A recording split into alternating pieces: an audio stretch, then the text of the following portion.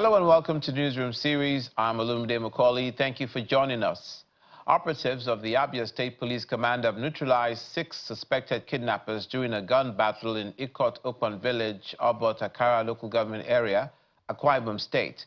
According to a statement released by the State Command's spokesperson, Maureen Chinaka, it stated that operatives of the command successfully raided the criminal hideouts at Ikot Open Village, Takara local government area, and arrested 6 suspected kidnappers and recovered 2 AK-47 rifles and 57 live ammunition. She says in the operation, operatives of the command were exiting the camp after a successful outing. They were ambushed by other members of the gang who attempted to rescue their partners in crime, which resulted in a gun battle with the police. According to her, the 6 arrested suspects, while attempting to escape, sustained gunshot injuries and died on the way to the hospital for medical attention. Other members of the gang fled with bullet wounds. 2 police officers sustained gunshot injuries and are currently receiving medical attention. She listed the items recovered from them to include 1 locally made pistol, 6 magazines, and 1 big bag filled with materials suspected to be charms and spiritual items. The First Lady of Nigeria, Senator Oluremi Tinubu, has asked politicians, traditional rulers, and religious leaders to prioritize the interests of the electorate over party affiliation. Mrs. Tinubu made the comment during a meeting with traditional rulers and religious leaders at Lagos House Marina, where she discussed issues of national development in the country. Once we win an election, people should go past party line and let's run the government. And the government involves people. And through the grace of God, through the Renewed Hope Initiative, we've been able to change the mindset even of opposition states. And we are all working together to make sure that we can give all these programs to get to the grassroots. Because that's why I called this meeting, so that I can brief you, because I don't know, maybe the programs we are doing are trickled down to your kingdoms, various kingdoms and domains, and also in the Christian and the Muslim communities. Are your members affected? Just to intimate you and how to go about it. The host governor, Babajide Sanwo-Olu, in his opening remarks, says traditional rulers and religious leaders stand as critical stakeholders in the affairs of governance and must be carried along with the Renewed Hope Initiative, which brings about the dialogue in Lagos. He says her engagement with regional leaders across states is to uplift communities and reduce hardship in the country. Our First Lady had deemed it fit that the 2 of you, important stakeholders, are the first set of people she wants to meet and have a dialogue with. And I think our First Lady deserves a round of applause, because what that means is that she has identified with these 2 groups as critical stakeholders in the conversations of governance. This is the only way that governance can be purposeful. And she's doing it without any political coloration. She's going to states without any political affiliation. She goes to states that are not PDP, that are not APC. She goes to states that are APC. And she's showing all of us that this is the real essence of why we're in government. We want to ask God to renew your strength, like an eagle, to give you all the capacity and all the enablement to take and to support our president to a level that we've never seen before.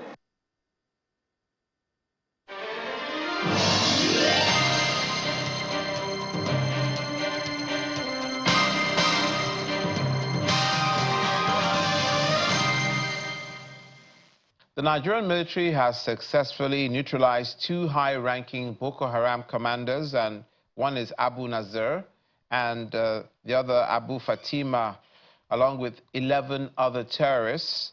The operation was carried out by the Northeast Joint Task Force Operation Hadinkai in the Bita and Wulgo communities of Borno State's Goza local government area. The terrorists had attempted to launch a 2-day attack on the communities on Thursday, August 21st and Friday, August 22nd. However, the military's swift response and effective coordination between ground troops and air support foiled their plans, resulting in a fierce gun battle that lasted several hours.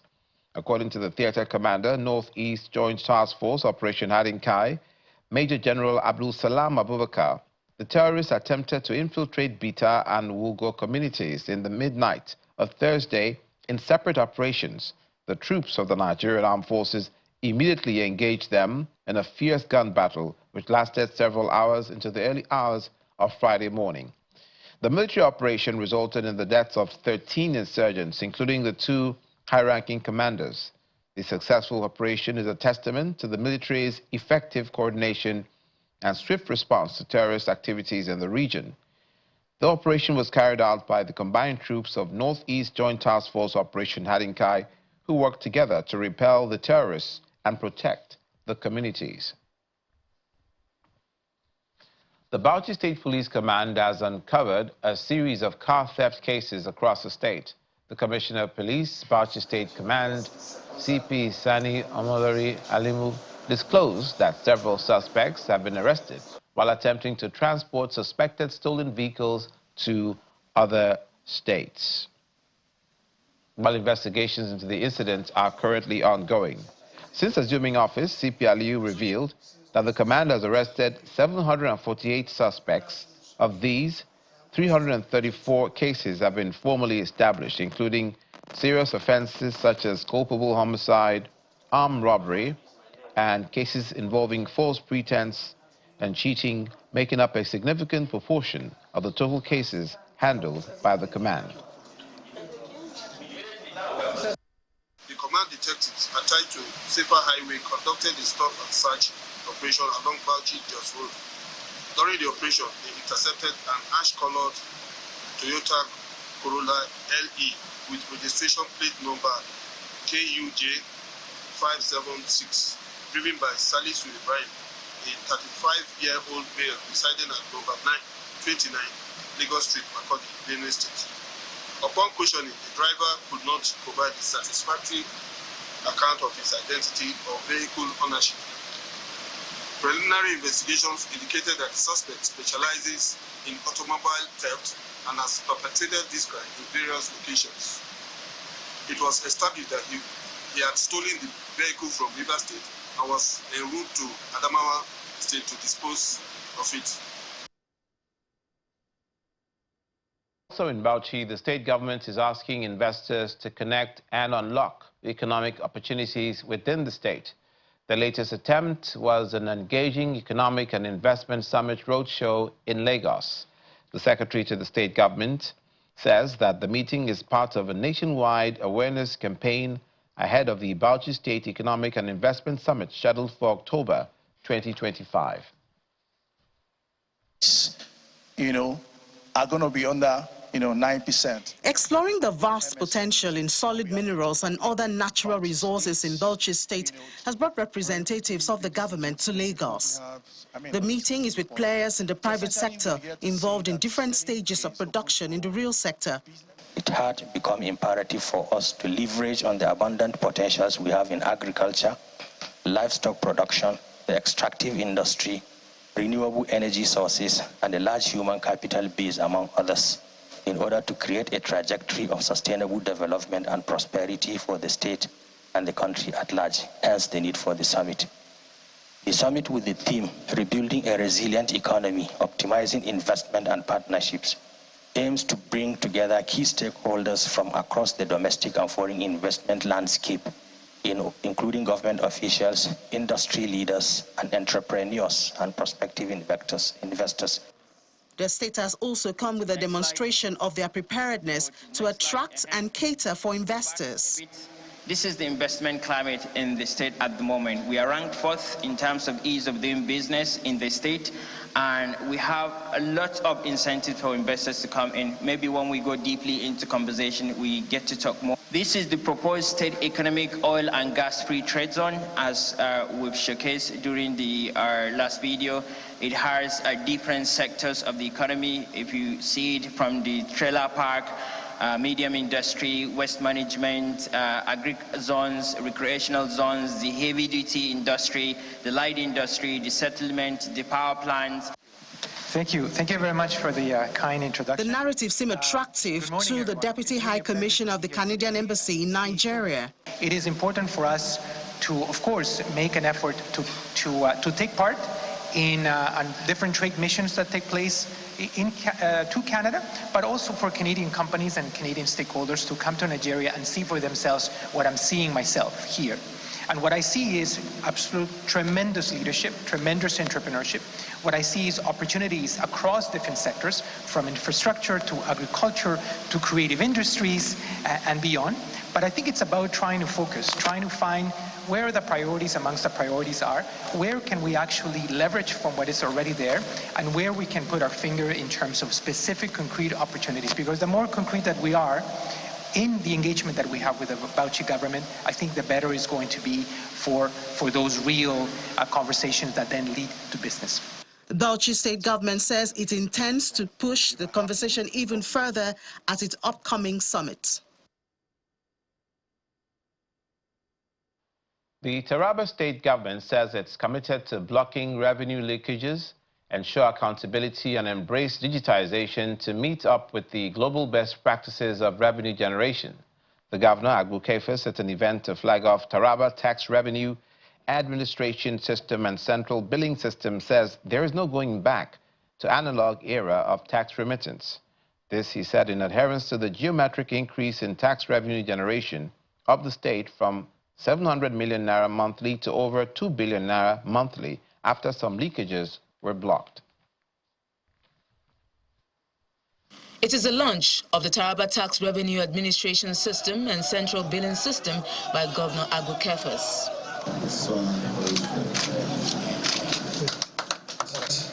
The initiative marks a shift from analog methods to a fully digitized and synchronized database for residents and businesses across the state. According to the governor, the goal is to reduce fiscal cash handling, block revenue leakages, and promote transparency, accountability, and compliance in Taraba's tax system. This automation will improve efficiency, block leakages, enhance transparency, and increase our internal revenue. With it, we can invest more in infrastructure, education, healthcare, and security. But the system is only our collective commitment to use it well.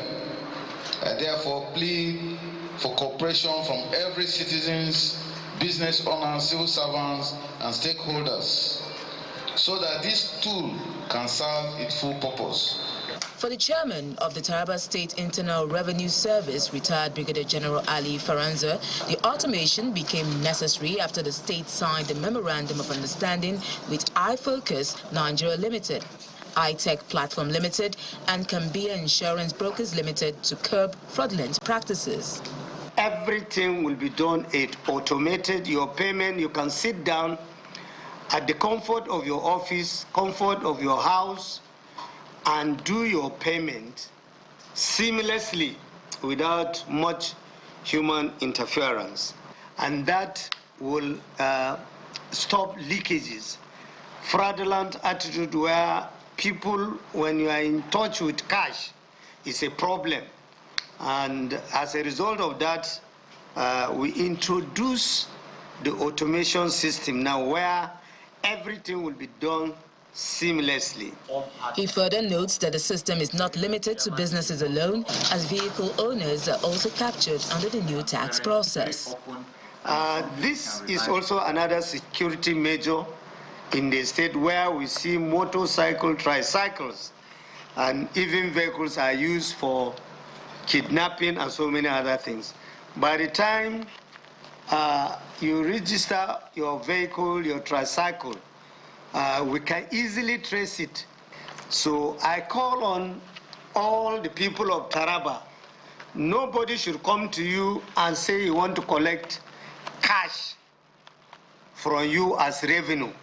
Ask him first, where is your ID card? Going forward, the government insists that all ministries, departments, and agencies must adopt the automated system. It stresses that due process must be strictly followed in line with the rule of law.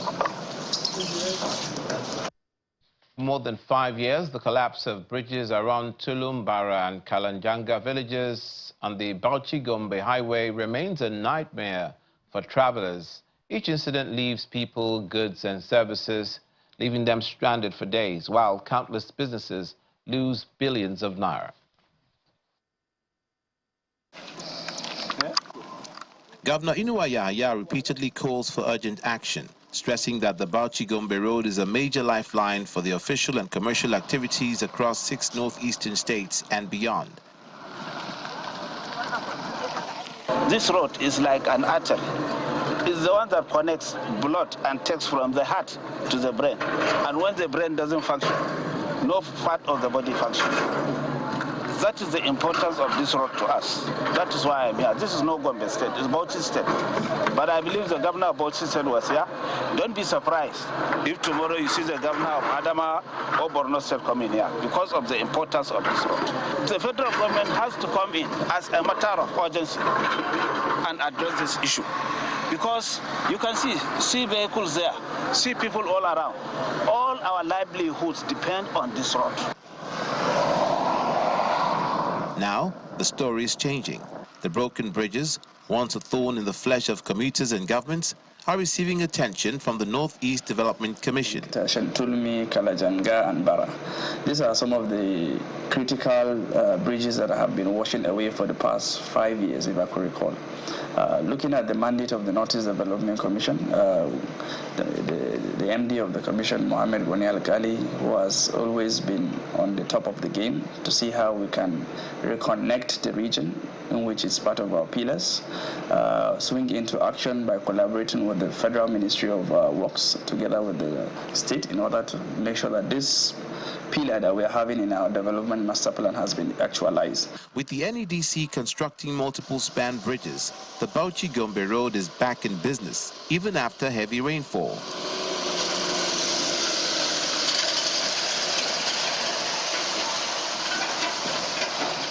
Lawyers heading to court, trucks conveying perishables, couriers delivering medical supplies, farmers accessing their farmland, all breathing a sigh of relief at this intervention.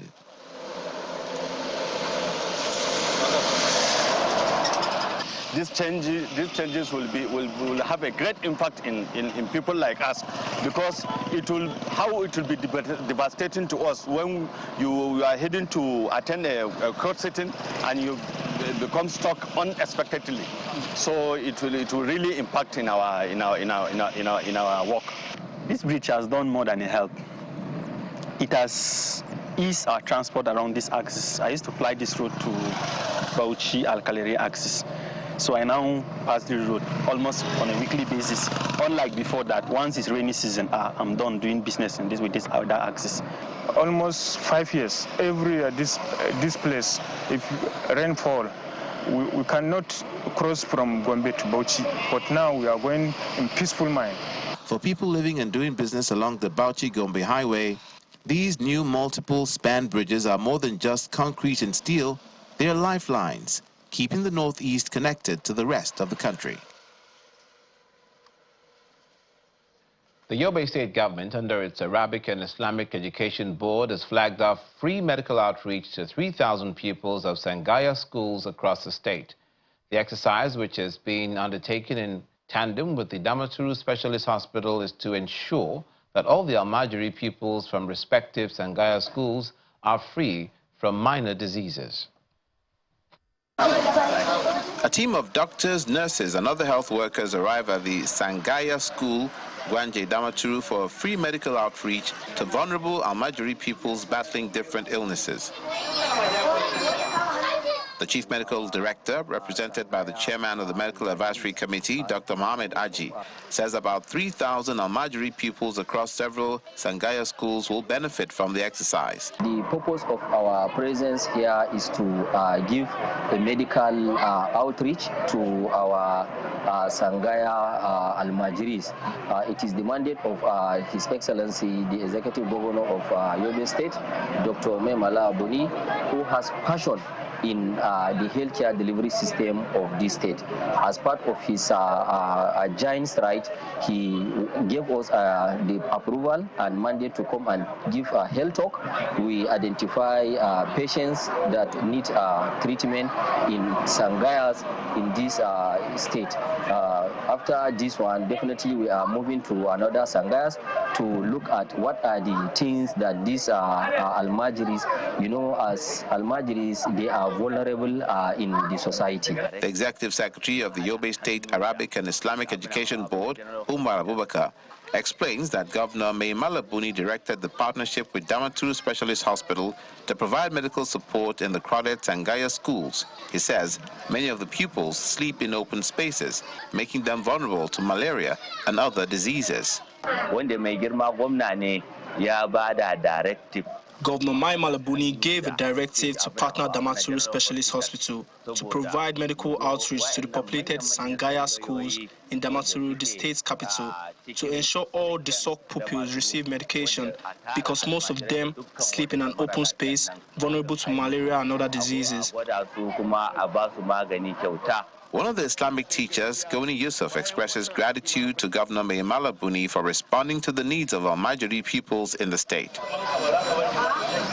He adds that the government, through the Arabic and Islamic Education Board, has also provided shoes, mats, and other items to support the children. We thank Yobe State government, the Executive Secretary of Arabic and Islamic Board, for providing several assistance to the Almajiri pupils. Shoes, mats, among other items have been provided also. We are grateful. It is expected that regular medical outreach will help reduce deaths among Almajiri pupils who cannot afford health care.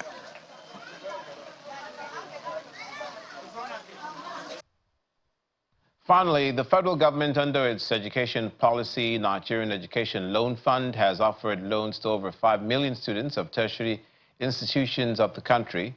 The president of the National Association of Nigerian Students, Olushola, at Yobe State University in Damaturu, at its 87th National Inaugural Senate sitting, with the participation of various institutions, revealed this. The sitting is aimed at discussing the welfare and problems affecting the Nigerian students within and outside the country, and a way forward. The National Association of Nigerian Students, NANS, holds its 87th inaugural Senate sitting at Yobe State University, Damaturu, the state capital. Stakeholders, coordinators, and other leaders of the association gathered to deliberate on issues affecting the welfare of Nigerian students. The leadership of NANS commends the federal government for approving loans for over 5 million students across tertiary institutions in the country. When I came on board as a Senate President of NANS, I assured Nigerian students that I will work in line with my president for promoting education sector and making all our learning environment conducive for Nigerian students. That's why we inviting our structure, JCC chairman, zonal coordinators, SUG president, and Nigerian students. Net fund, as I said earlier on to our students, is something anybody can access. It's accessible. All you need to is just to be a student with a matric number. When you apply, they send the data to your school to confirm if genuinely you are a student. And immediately your school return the information, respond to them that this person has been verified as a bona fide student of that school. They will approve your loan for you. And you get the loan. It doesn't matter where you are from, who you are. And I told them why many people are afraid of collecting this loan. This is a zero interest loan. You are not paying with interest. It's this amount you collected you are going to pay back. And you are not going to pay immediately you graduate. NANS President Olushola Oladoja praises the federal government for addressing the demands of lecturers. He notes that in the last 2 years, there has been no nationwide strike by the Academic Staff Union of Universities, ASU. Let me give kudos to Mr. President, President Bola Ahmed Tinubu.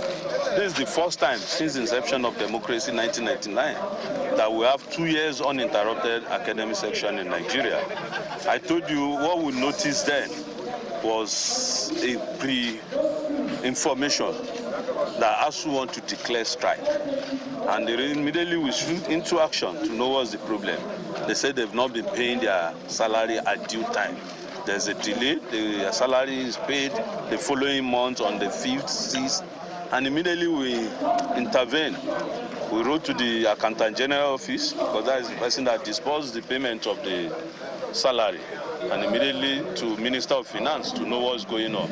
And immediately we were able to resolve the whole issue. The association also highlights key resolutions, including the clearance of ITF and unpaid COA's allowances, addressing the JAMB crisis, resolving student union government electoral disputes, and sustaining dialogue with critical education stakeholders, including the Minister of Education.